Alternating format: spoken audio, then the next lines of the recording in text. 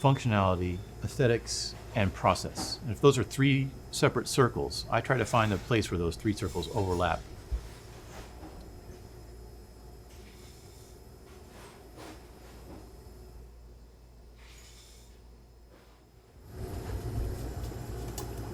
When I finished high school, I really was looking for something different than a kind of normal academic situation after that. And so I started just working odd jobs.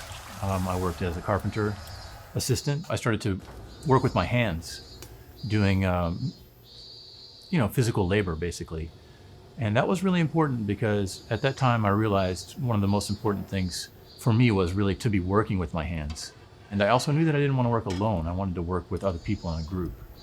So when I started thinking about school, I started looking not for a particular area of study, but some area of study that met those three criteria. I was really open. And I had friends that were in school at the Rhode Island School of Design, and they would tell me what kinds of projects they were working on in their freshman classes. At that time, industrial design at the school was changing from a process where a teaching environment where people worked with their hands, they worked with machines, towards what it is now mostly, which is where you design on a computer. And so I quickly kind of realized, like, this is going towards the computer world, and it really wasn't something that I was interested in that sense. I just happened to take glass. I thought, I'll try glass. And as soon as I started to do it, I realized that it wasn't a conscious thing, but I just knew I wanted to keep doing it. I was like, this is it.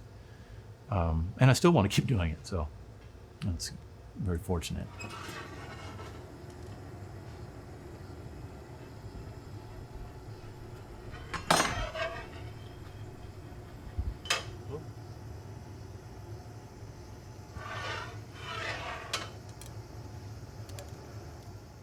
I started to teach at Rhode Island School of Design and Massachusetts College of Art. I started to teach just technical glass blowing classes, and I started making my work. And I did that for 3 or 4 years. I had an opportunity to do an exhibition here in Japan, and I didn't know anything about Japan when I came. And then there was a teaching position that opened up, and I applied for that and just threw myself into a different culture, a different language, of course. I made things for my own kitchen. Jars, pasta jars, rice jars, the things that I still make to this day. But at first I had no intention of making those things in any kind of production. I just wanted to have them myself. But after I made them and used them, I would make it, use it, redesign it, make it more usable or something that I enjoyed to use even more, just for my own kitchen environment. I was surprised to find that although there were lots of glassmaking in Japan, most of the glass that I saw in Japan was really influenced by Western glass. Kind of ironically and accidentally, really, I made something that was more based on function, more along the lines of typical kind of Japanese thinking. And there was kind of an opening in the market for that, and things just kind of took off from there, just one step after another.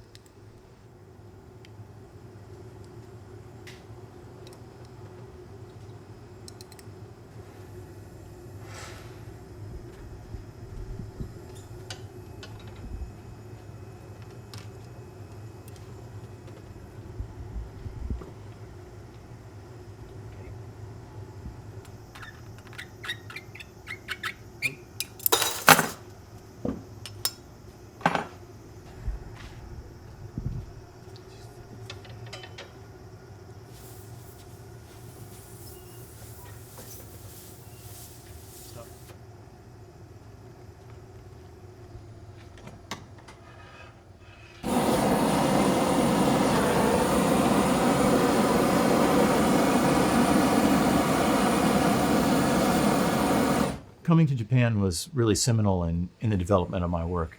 For one thing, I grew up in a city, and now that I live out in the countryside here in Japan, I see people using their hands for things that they could easily buy, actually, but instead it's just kind of cultural habit, especially for the older generation, to make things instead of buy them. It really inspired me to make work that functioned in the household. It wasn't just about decoration necessarily or color. Specifically, it inspired me to make work that was a backdrop for the contents. For example, the rice jar, maybe it looks nice when it's empty, but it really is complete when it has rice in it.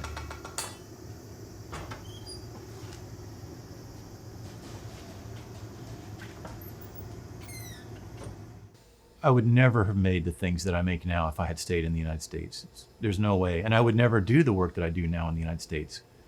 Making and selling things in Japan is that I meet the end user. I make works, I go to the exhibition with the works, bring them out, and people come up to me and we talk about them. So it's much more of a complete cycle. We now have, including myself, 8 people here. One thing that I realized in recent years since I started this studio was that there really isn't much of a place to learn glass blowing.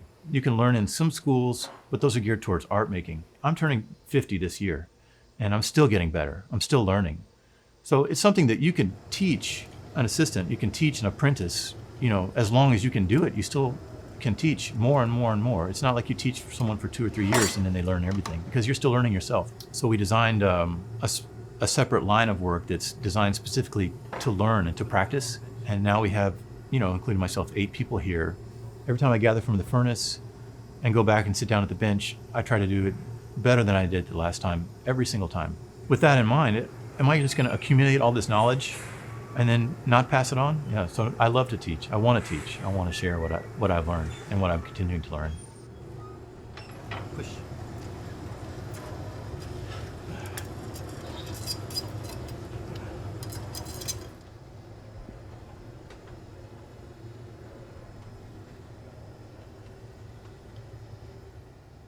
My lifestyle, my life is kind of the proving grounds for my own work. So I make things that I want, or make things that I can see a future for, and develop those things, and then I can put them out into the world and make a living doing it. So it's very fortunate.